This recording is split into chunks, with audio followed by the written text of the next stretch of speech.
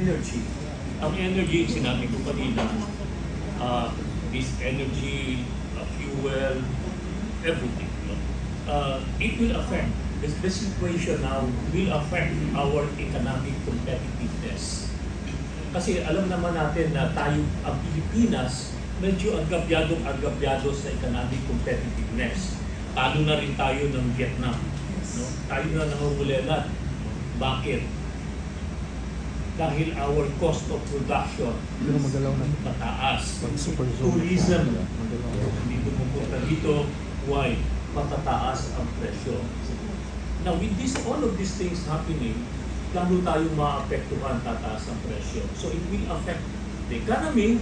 As it affects the economy, tayong ordinary Pilipino, tayong mamamayan, maapektuhan. Ngayon, itong pagtaas ng crudo, pagtaas ng petrolyo, alam mo ninyo, pagtaas na yan, pati ang kita ng gobyerno tumataas din yan. Bakit? Because of the VAT. So that's what, VAT. Pagtaas ng presyo, VAT. Kikita. Ngayon, under the train law, there is what we call the excise tax on fuel. VAT, excise tax on fuel, I think it's 10%. Pagtaas ng fuel, taas din yung kita ng gobyerno.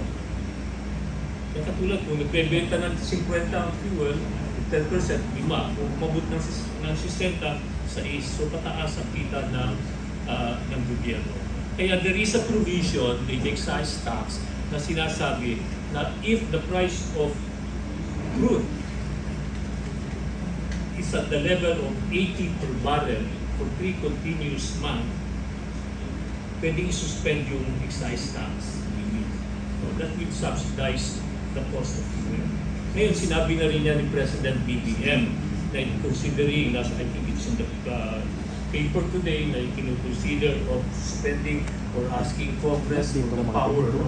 But I think it can be exercising executive power to stop it, no? Para magkaroon ng subsidy sa mga mamamayan, sa mga ordinary. Dahil dalawa yun, tumataas pa rin yung gobyerno. Sabi nga, sa pupunta rito, yun ang ating supposed to be to finance development of roads and our energy security. Kaya ang importante ngayon dito sa atin, pagsasama-sama na ito sa kalaman ng lahat, para sa lahat, no? Dapat talaga ang bansa magkaroon ng strategic petroleum reserve. Para sa ganun may pangontra, may pambalansi tayo, ika nga, may panabalansi. Kung sa tayo mamamayan, meron tayo savings. No? Para pagka nawalan trabaho, medyo konting may pantustos. Kasi kung wala tayong savings, pagka nawalan tayo ng trabaho, ito, ganun din ang takbo ng bansa. So, petroleum reserve, and then siguro, tama naman, isuspend na muna yung excise tax. Huwag na maghintay ng 3 months. No? Ngayon pa lang, because this is a normal situation, this is a serious situation, kailangan dito yung leader, birahin na niya agad ng no? Para at least malesan ang problema na mamamayan, tayong mamamayan. Pati galunggong nito, tataas ang presyo dahil sa pangingisda, kailangan natin ng gasolina para tumakbo yung bangka. Subsidy. Under the Duterte administration, nagkaroon doon ng subsidy. We can, kawis ng pasada and pati sa subsidy, we gave subsidy to the mga farmers and fishermen. Binigyan natin yun na subsidy. Kaya lang, pagka ganun subsidy na kuma, medyo bago may implement, matagal eh. Natatagalan, pagka through the executive, hindi ibig sabihin through the departments, dahil yung departments wala yung power na pagbigay ng pera, tandaan din talaga yan sa proseso. Kaya matagal bago dumating. So, I think dito lalabas yung leader, no? Na talagang ikuma na niya yan, implement na agad. Kaya suspend excise tax, and then probably i-revive yung pending na petroleum reserve that we have started. Nandun na yan, may mga regulation under PNOC. So, yun dapat. Sige po. But I wanted to ask, Secretary, considering nga po na with this ongoing war, how can we further strengthen our diplomatic ties so that we can secure our energy supply? Ano po ang nakikita niyong mga mekanismo na dapat ma-undertake natin? Kasi right now, kulang tayo, no? We may have the source, pero hindi naman natin siya ma-develop. Unlike other countries na nakita naman natin, no, na talagang meron na silang buffers. How can we exploit itong diplomatic relations insofar as you are concerned? Siyempre, ayoko naman manguna sa mga nasa position ngayon.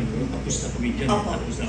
But during our time, yes, to ensure yung based on diplomacy relationship with other countries, we approach Brunei and say that during a normal situation, if you can assure us a certain power fuel supply, and I personally nakausap ko sa Saudi Arabia to allocate, no, talagang give us a continuous supply ng fuel during mga abnormal situation.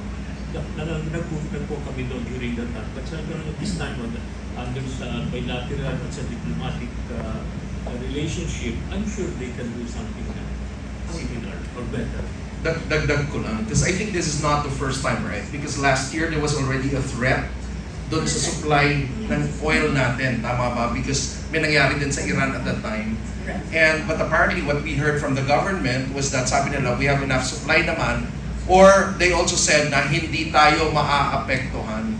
And just because we are not directly affected at the time doesn't mean na hindi gagamitin nga yung tinatawag na strategic foresight in this case, because the entire economy gets affected pag yan ang naapektuhan already. And I remember I was writing at that time, and I was saying, ang sinasabi ko at that time, sabi ko na dapat mag-explore na nga ng energy diplomacy, na hindi lang tayo dependent kung saan nanggagaling yung oil natin in the moment, kasi meron namang marami na pwedeng explore natin. But I don't know, because we never heard anything from the government on that, except yung sinasabing hindi naman tayo maaapektuhan ngayon.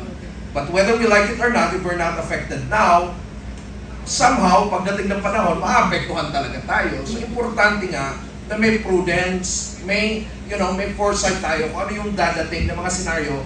And being sa gobyerno and sa leadership, role mo yun di ba? Na huwag munang maghintay na lumala yung sitwasyon bago ka umaksyon.